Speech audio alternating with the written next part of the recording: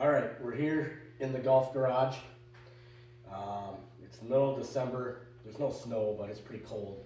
We're not going to be playing any golf for a while, at least not outside. So now is a really good time to start working on things for next year. All right, so over the next few weeks, I'm going to give you guys videos on fundamentals on stuff that you need to do. This stuff is going to be based upon physics and science. It's not just theory or anything like that.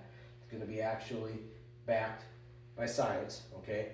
And we're going to work on fundamentals, and we're going to go through a domino approach to the swing, and we're going to turn you into elite ball strikers.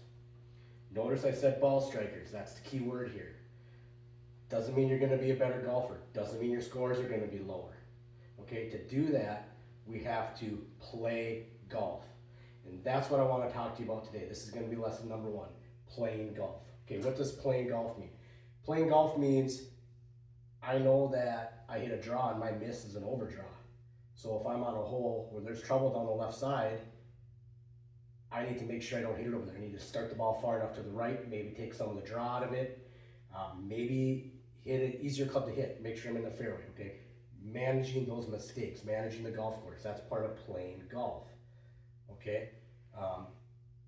Being focused, being confident, going through a pre-shot routine before every shot, getting ourselves into those kind of habits, that's playing golf. Those are the things that will improve your score, okay?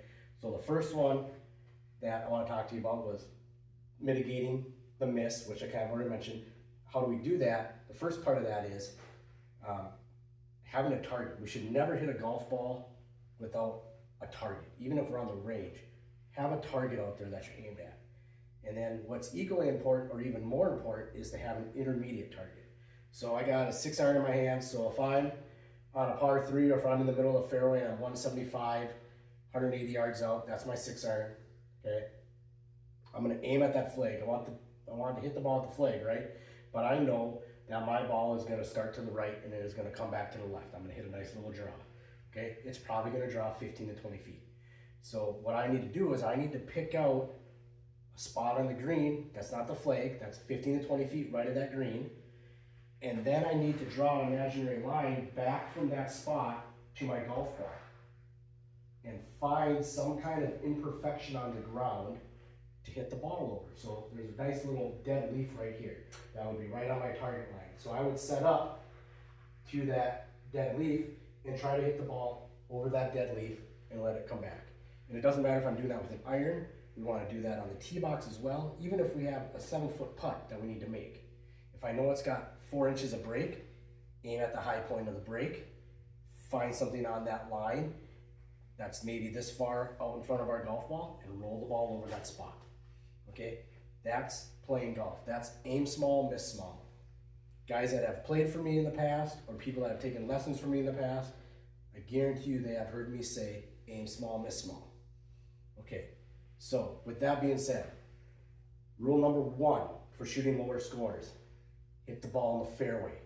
If we're in the fairway, we're not chipping out, we're not taking a penalty, we're not in some really thick rough. If we're in the fairway, we have a reasonable chance of putting our next shot onto the green, okay? Be in the fairway, rule number 1. Rule number 2, be a good wedge player.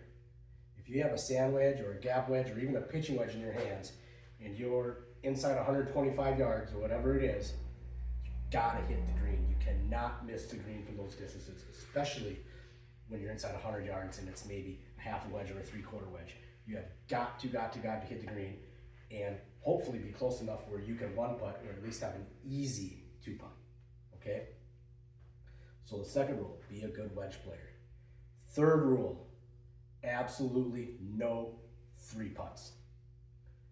Nothing will run up a score faster than 3-putts and penalty shots, okay? We need to be able to 2-putt or better on every hole, all right? Use that intermediate target when you're putting the ball. You can recover from a bad drive. You can recover from a bad iron shot. You can get up and down, make a 1-putt, still save a par. You're not saving a par if you're making a 3-putt, okay? A good rule of thumb, 30 putts per round is okay. 29 is better. We want to see 27, 28 putts around. If you can have 14 putts aside for a total of 28, I would say that's a pretty good putting day. All right, so those are kind of the keys. All right, mitigate our misses, learn how to play within our misses and within ourselves. Aim small, miss small. Put the ball in the fairway. Be a good wedge player, and don't three putt. Be a good putter. Those are the keys to playing golf. All right, next week we're going to start with domino number 1, which is grip and setup. All right, grip and setup is going to be domino number 1. We're going to talk about that next week. I hope to see you then.